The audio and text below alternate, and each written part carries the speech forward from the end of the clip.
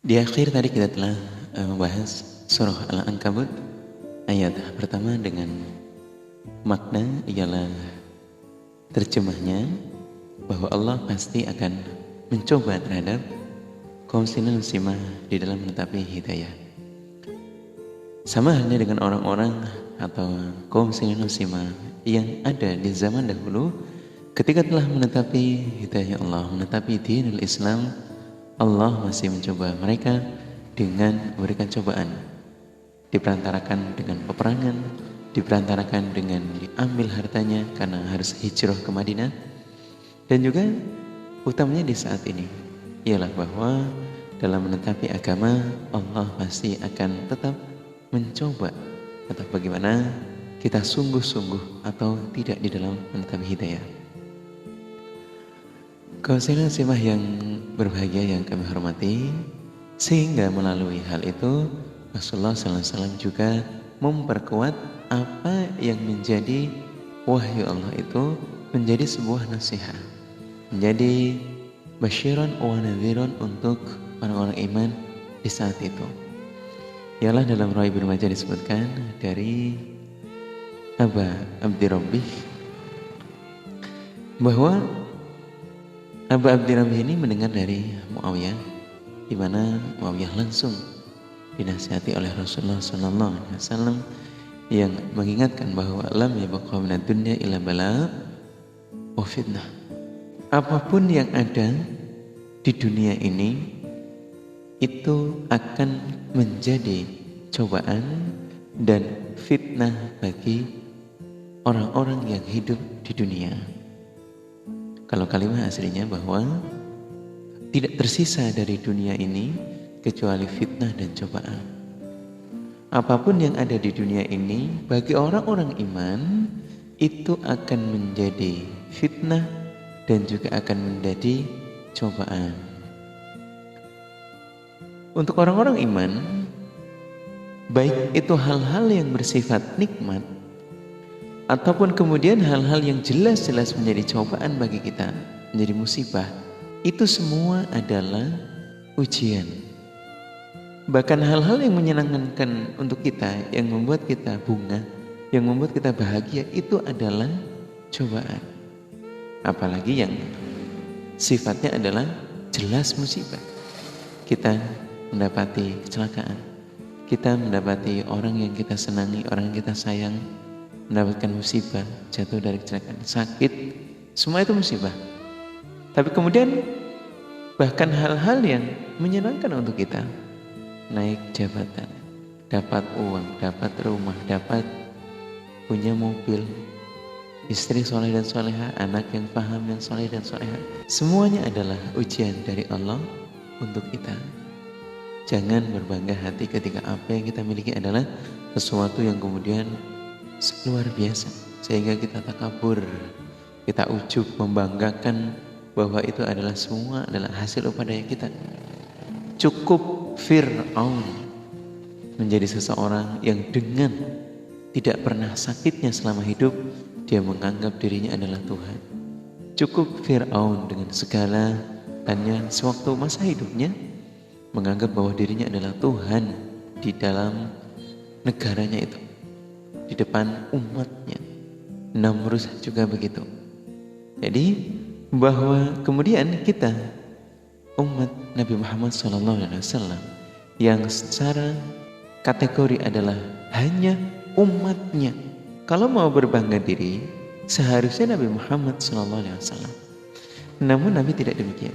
Nah kalau kita ini umatnya Nabi Muhammad SAW, kalau kita kemudian tidak menyadari bahwa apa yang kita dapatkan di dunia, apa yang menjadi kebanggaan, apa yang menjadi musibah di dunia ini adalah semua ujian dari Allah, maka kita melewati kapasitasnya seorang Nabi dan Rasul, Nabi Muhammad SAW. Jadi sadarilah, semua nikmat adalah ujian, semua musibah juga ujian. Dan apapun yang tersisa, apapun yang terjadi, semua untuk menguji keimanan kita, untuk menguji ketakwaan kita kepada Allah. Di kalangan para nabi yang sudah jelas-jelas mendapatkan harkat dan martabat yang tinggi, itu tetap zikir kepada Allah seperti Nabi Sulaiman alaihissalam. Di kalangan para nabi yang kemudian dia mendapati anak istri yang banyak dan melimpah kekayaan yang banyak, ibadah yang pol-polan seperti Nabi Ayub alaihissalam, ditimpa musibah sakit selama 16 tahun, beliau tawakal kepada Allah, tidak menjadikan ujiannya menjadi lemah imannya, tidak. Di kalangan para nabi yang kemudian mendapatkan harta kekayaan yang banyak, yang melimpah, yang mendapatkan jaminan untuk dibukakan kekayaan seperti Nabi Muhammad SAW, tetap menganggap itu adalah sebuah nikmat dari Allah dan ujian. Jadi kalau kita sebagai umatnya merasa hal itu adalah sebagai kebanggaan untuk kita, menjadi ujubnya kita kepada orang lain, kepada Allah terutama, atau bahkan menjanjikan di hadapan Allah untuk menebus surga dan nerakanya Allah, apakah itu berguna? That's tidak. Hanya untuk sama ibadah. Ad-dunya mazra'atul lil akhirah, bahwa dunia adalah tempat menanam dan kita adalah umatnya Nabi Muhammad SAW yang masih membutuhkan syafaat beliau. Dengan apa yang kita sudah miliki melalui kemurnian kalimah la ilaha illallah yang kita sudah sadari betul, itu akan membuat kita bisa mendapatkan syafaat. Kita menjadi orang iman yang baik, menjadi orang iman, menjadi orang Islam yang menjalani ibadah dengan penuh kerendahan hati. Kaum muslimin dan muslimah yang berbahagia, kemudian satu pesan lagi dari Rawi Ibnu Majah disebutkan bahwa dari Anas bin Malik, beliau mengingatkan bahwa dunia itu ya sesuatu yang memang harus disikapi. Rasulullah SAW menyatakan, la yazdadul amru illa syiddah. Di dalam menetapi agama, kita menjalani agama Islam itu tidaklah bertambah dari masa ke masa. Karena banyaknya hal-hal yang baru, bermunculannya hal-hal yang memang sudah menjadi urutan. Semakin dunia itu atau zaman itu hadir dengan era yang baru, semakin berat. Tentang sabda Rasulullah SAW yang lain bahwa la ya'ti 'alaikum 'amun illa waladhi badahu syarrun min. Selain berat, bahwa tahun ke tahun itu lebih jelek. Menyadari atau tidak, menetapi agama itu diharapkan lebih baik sebenarnya. Tapi Rasulullah SAW sendiri dari tahun ke tahun itu telah memberikan pesan-pesan bahwa menetapi agama akan berat, menetapi agama akan banyak cobaan yang hadir sehingga menjalaninya itu tidak mudah. Kalau kita bisa istiqomah dalam menetapi ibadah, ya alhamdulillah. Tapi di luaran sana yang menjadi cobaan untuk kita itu sangat berat, sangat banyak hal-hal yang mengaburkan atau kemudian membuat kita terpengaruh, membuat kita meninggalkan agama, membuat kita menjadi tidak bisa istiqomah di dalam menjalani ibadah kepada Allah karena tahunnya itu semakin sulit, semakin berat. Ya, namun segitu ya kita harus memahami dan menyadari bahwa menetapi agama itu makin berat. Kemudian wala dunya ila idbar, bahwa sejatinya yang kita pijak ini akan semakin kita tinggalkan, akan membelakang. Namun kadang-kadang dalam hal kebutuhan dunia kok kita ingin betul-betul mendapatkan yang sebanyak-banyaknya. Kalau muslim sadar atau tidak sadar, ya memang dunia ini akan kita tinggalkan. Kita hanya dibatasi oleh tahun saja. Dalam sebuah penggambaran dari banyak hadis, mana ibaratkanlah sebuah kotak segi 4. Kita mengambil satu garis lurus yang melewati dari kotak itu. Kita garis keluar. Kemudian di situ dalam riwayatannya Rasulullah SAW yang menggambarkan satu kotak dan satu garis lurus, itu digambarkan bahwa kita itu dibatasi oleh kotak, garis kotak, umur saja, dari awal lahir sampai nanti akan kita wafat. Kemudian yang kita akan dapatkan adalah sepanjang garis start awal sampai dengan garis ujung terakhir. Amal ibadah dan semuanya akan terbatas di situ. Kemudian apa makna dari garis yang melewati dari garis kotak tersebut? Ialah angan-angan, cita-cita, harapan yang belum tentu kesampaian untuk dikerjakan. Maka pastikan apa yang kita jalani dan lakukan itu sebatas usia kita itu bisa mengerjakan di dalam itu saja. Mau kita berkeinginan untuk sedekah haji, kemudian infak fisabilillah di dalam masa itu. Di luar itu nggak bisa. Semua harta kita menjadi ahli waris, menjadi warisan, sedangkan yang akan kita bawa adalah sepanjang garis lurus yang membatasi di dalam kotak. Maksimalkan. Sudah berapa tinggal berapa. Nah itulah gambaran dari Rasulullah SAW. Kemudian yang terakhir adalah walan nasu illa syuhan, dengan manusia itu banyaknya, semakin tua banyak kebutuhan, yang muncul adalah sifat pelitnya. Bukan berarti kita tidak mau sedekah karena memang kebutuhan kita banyak.